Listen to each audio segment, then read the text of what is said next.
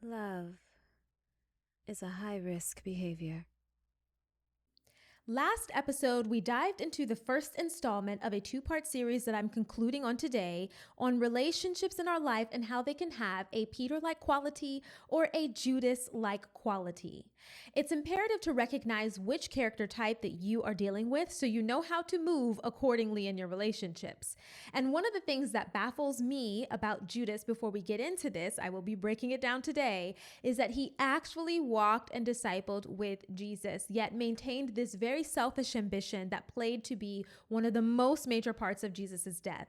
His inauthentic love for Jesus was the reason that he could not be integrous to him. And it actually goes both ways. His lack of integrity on a heart level caused him to show up as a betrayer to the greatest of all time. Welcome to the podcast, High Risk for Heartbreak. I am your host, Christina, and I'm so glad you decided to join me today. If you are new here, I pray that you find value in at least one thing I say today. And to my old and faithful returning crew, you know just how much I appreciate you. If you haven't already, hit that subscribe button. Help me to get to 1,000 subscribers by December 31st. Very lofty goal, but we can do it. Also, if you like this particular episode, let me know by hitting the thumbs up button. It helps to keep me informed about how to better tailor this channel for you. You have to know who your people are.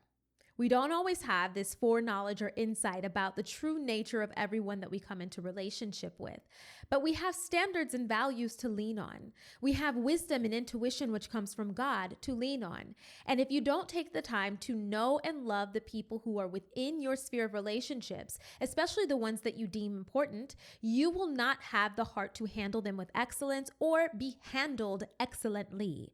Handling people differently than we handle ourselves is a telltale sign of the lack of authentic connection, of authentic value, and love for them.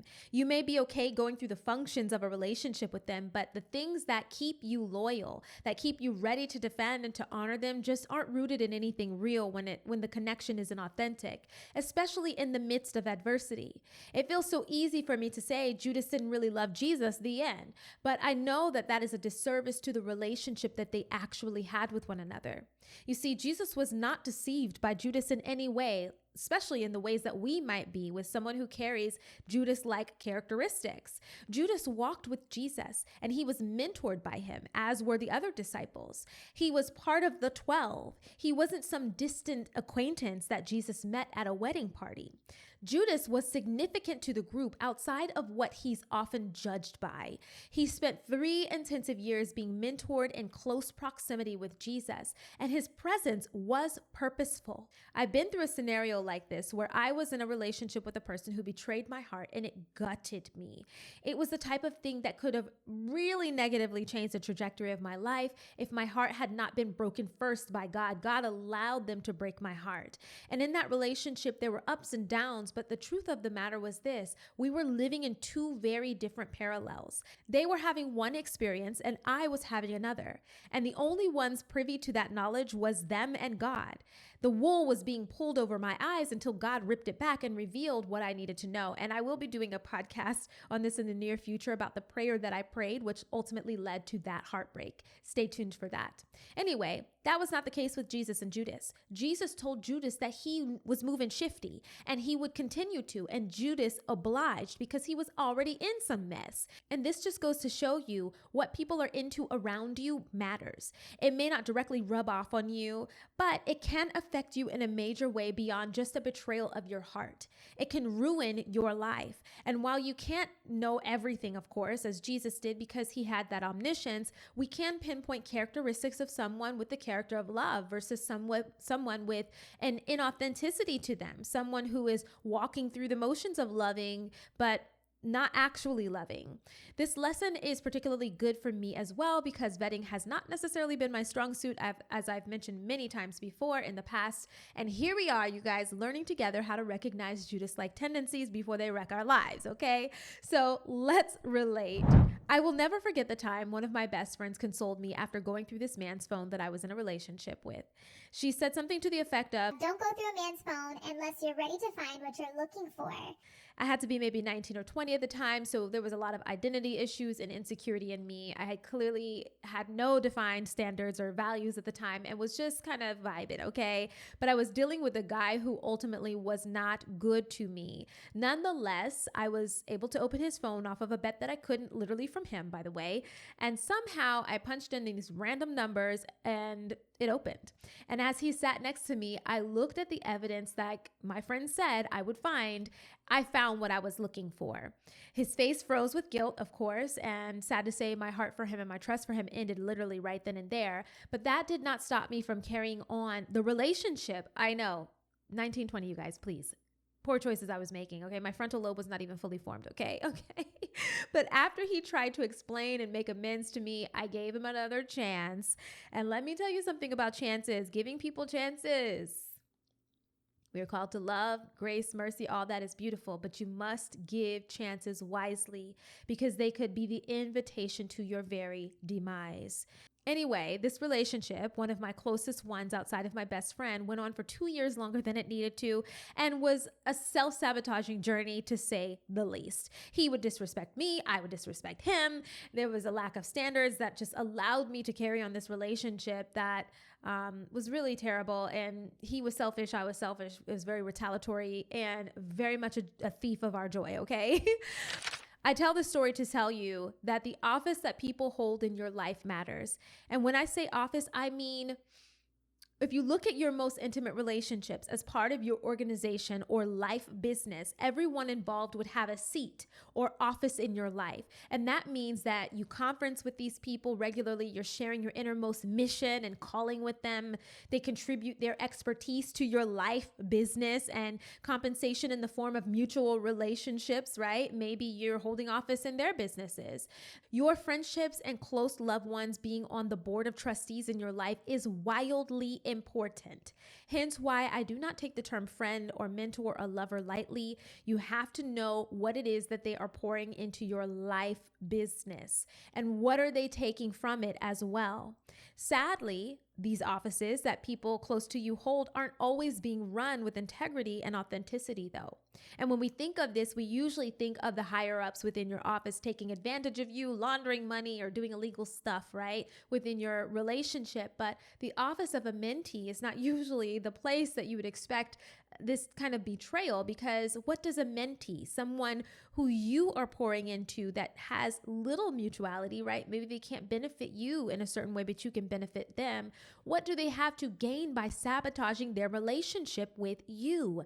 In my mentor relationships where I am the mentee, humility is the first function of my office and honor is the second.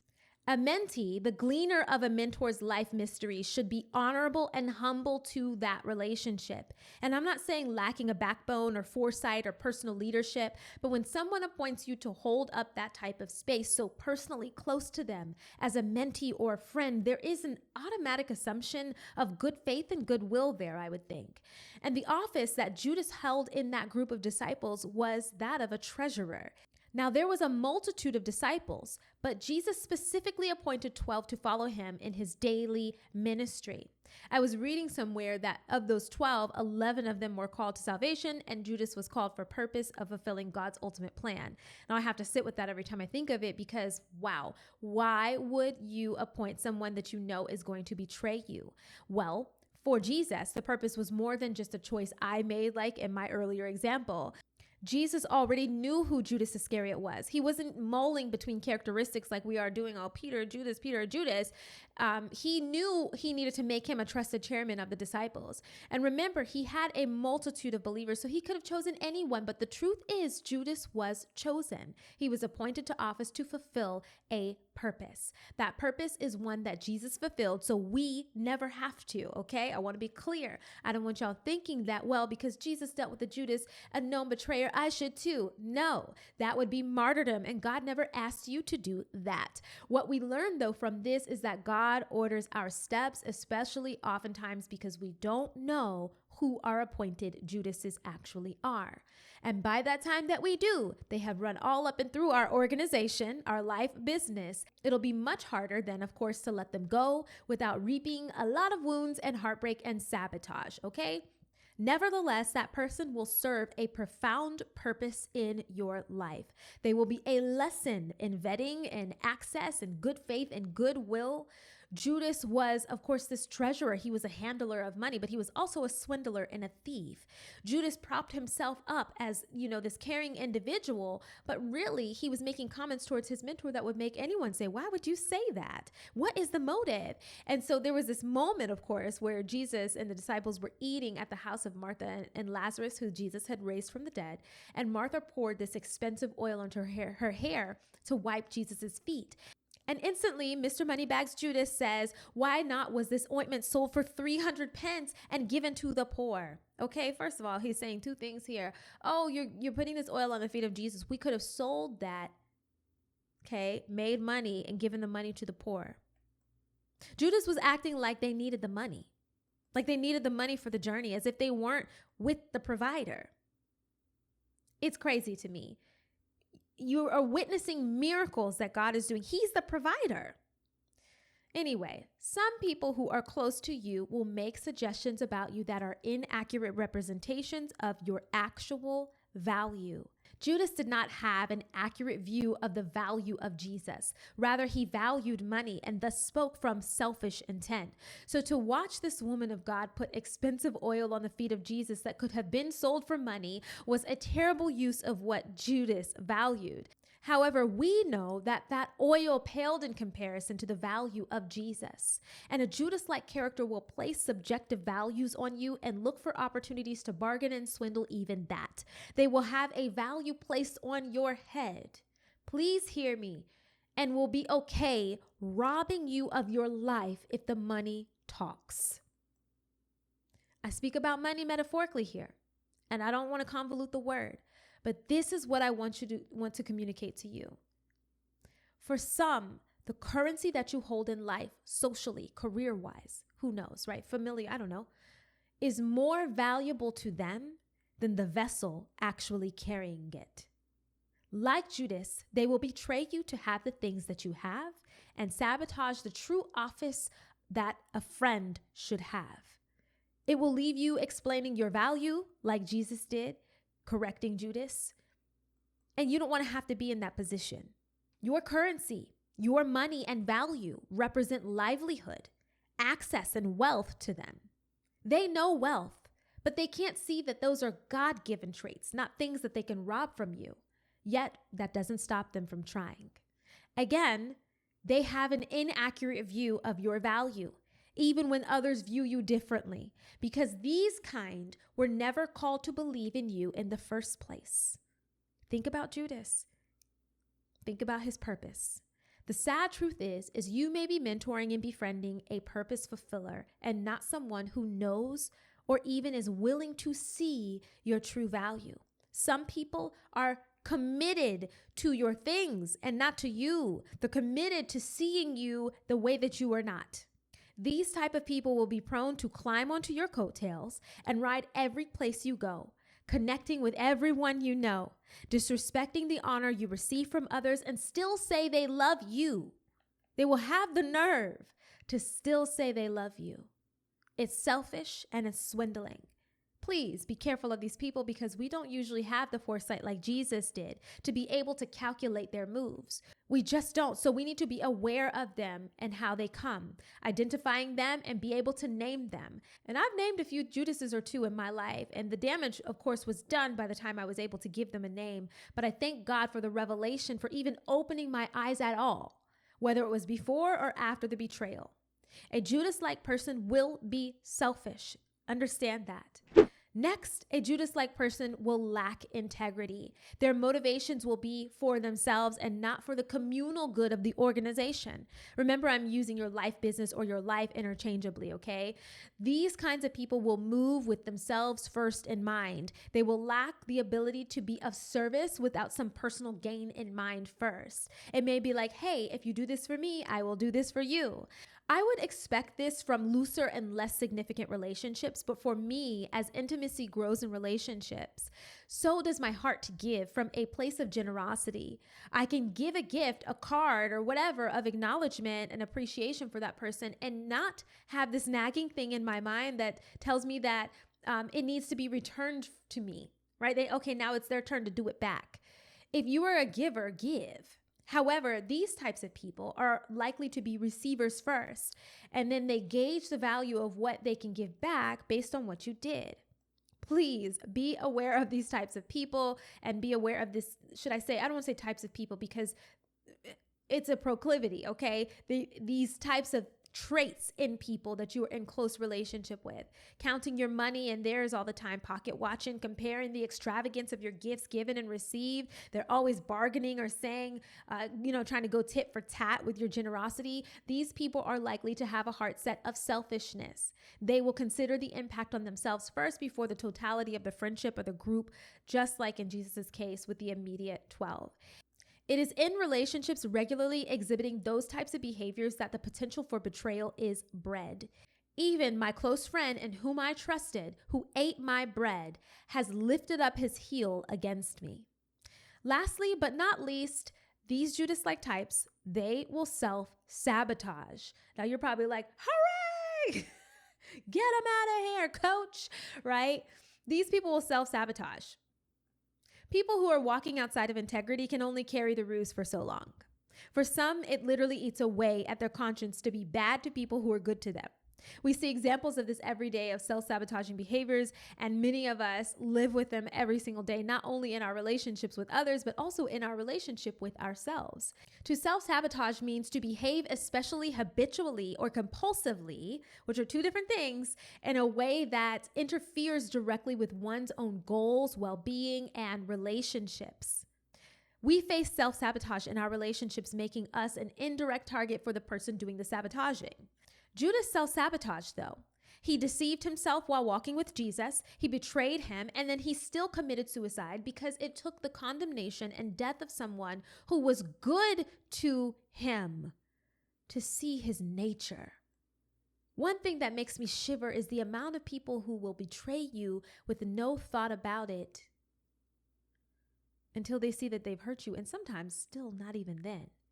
They will interfere with their own well-being in their relationships that they've cultivated for extended amounts of time and sabotage it all for whatever the game seems to be in the moment.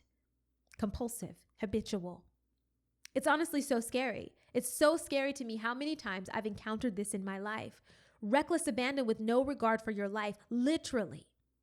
No responsibility for themselves, and then they move on to betray another day. People will blow up a good thing because they lack trust, they lack integrity and honor, and a good heart posture. So please beware. Some con men are very good and have no thought about hurting you, okay? Not all of them have this self-sabotaging nature, okay? But maybe they can. They will do it and they will move on with their lives. Some con men, though, are very good and have no thought about hurting you. They will do it and move on with their lives. The last one, though, really makes me quite emotional because I have met that unfortunate fate a couple of times in really close relationships in my life. And it's a terrible feeling to be on the other end of any of this treatment. Having said that, this podcast is all about healing from heartbreak, from necessary and unnecessary heartbreaks. Many of us, if not all, will come across a Judas-like character in our lives. They will break our heart, and then they will move on with theirs, and we have to guard our hearts. Okay, this is why we have to guard our hearts with all diligence to make sure that we don't take on these sabotaging characteristics, that what they did doesn't create that in us. Especially if we want to have a life that's thriving and love-filled. It is our responsibility to guard our hearts. We give them over to others to take care of, but they are our hearts, ultimately our responsibility. So we have to love responsibly. I've never been an advocate for discarding others because of issues that arise within relationships just for the sake of seeking perfection in them, right? A lot of what I mentioned is terrible, both in Peter and in Judas, to my opinion, right? It's just like, oh, these characteristics are nauseating. But I've never been one to discard of people like trash. But sometimes we have to distance ourselves from these types of characters, because they will ruin you. They will ruin you. You can't seek perfection. You have to have grace and mercy for others. But you also have to be able to vet and recognize characters like this. Heartbreak is inevitable, but you don't need to have heartbreaks to build up some type of pain tolerance. It's inevitable, but it's up to us to steward our hearts well. Don't let these Judas-like people misinterpret your value and then act out of selfishness in your life. Those behaviors are self-sabotaging, and you won't make it out unscathed. Between Judas and Peter, there's obviously a clear choice of who to keep close to you. We don't need to martyr ourselves for the wrong people. And be sure you aren't the one with blood on your hands and all over the things that you valued over your relationships. Heartbreak, like I said, it's inevitable, but remember that it's up to us to steward it well. Thank you so much for loving yourself first, so you can then go and love your neighbor. Until next time. Why don't you stay a little longer? You like what you like, right? Subscribe to the channel so we can spend a little more time together, and maybe comment your thoughts because I care what you're thinking. Love is the risk and the reward.